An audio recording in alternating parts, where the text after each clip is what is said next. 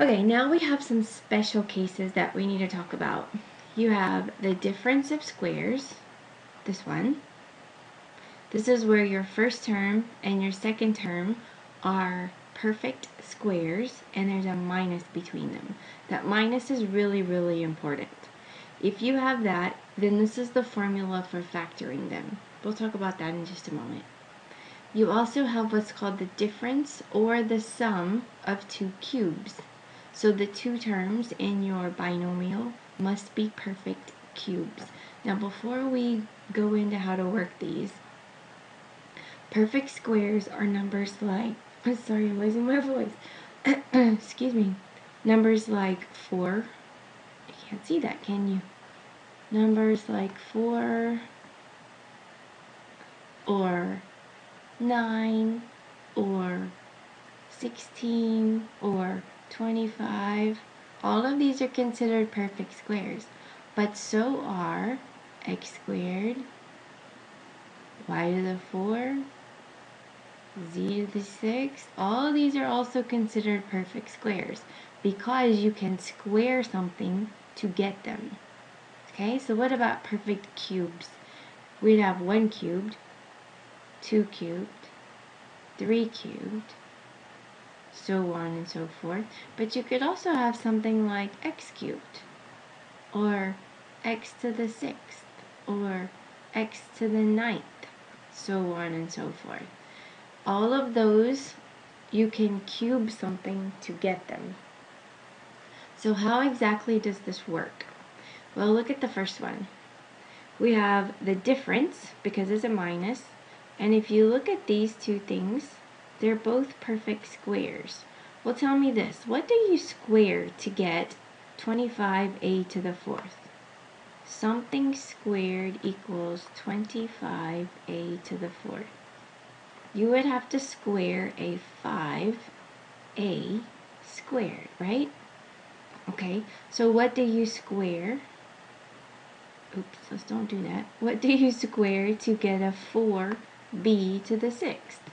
You would have to square a 2b cubed.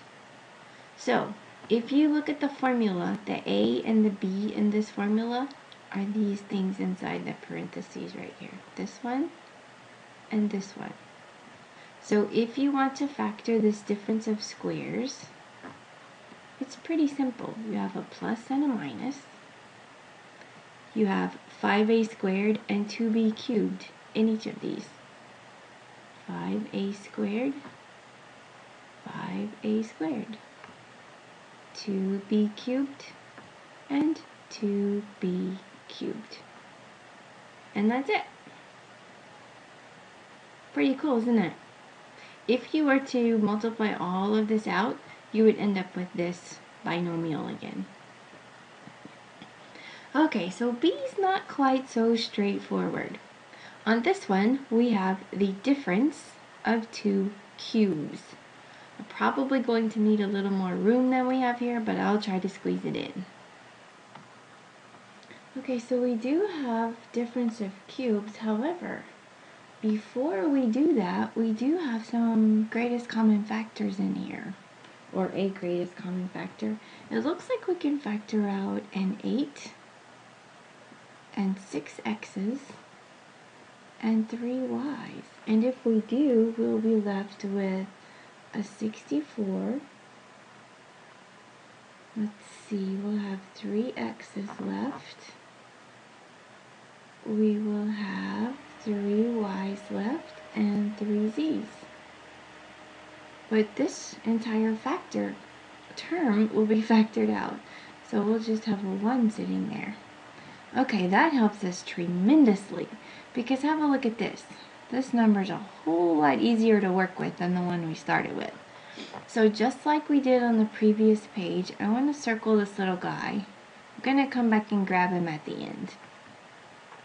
Here, what can I cube to get all of this?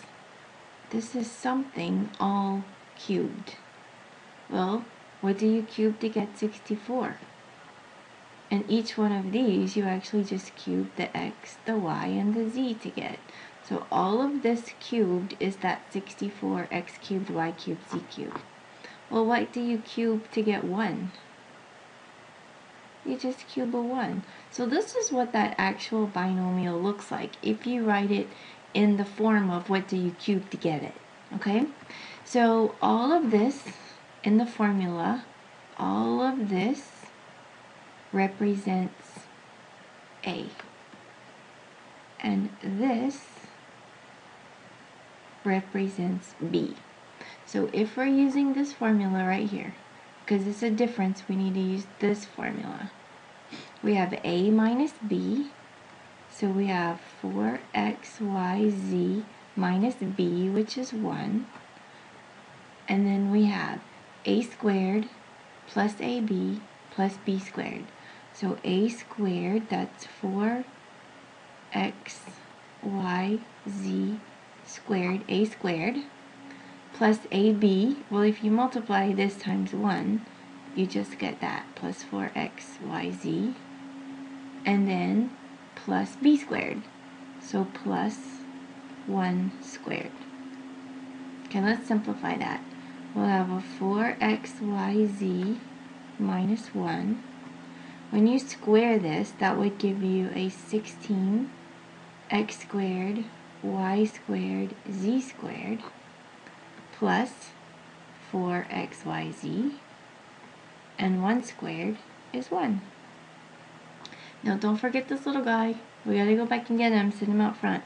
So 8x to the 6th y cubed. You have now completely factored this difference of cubes.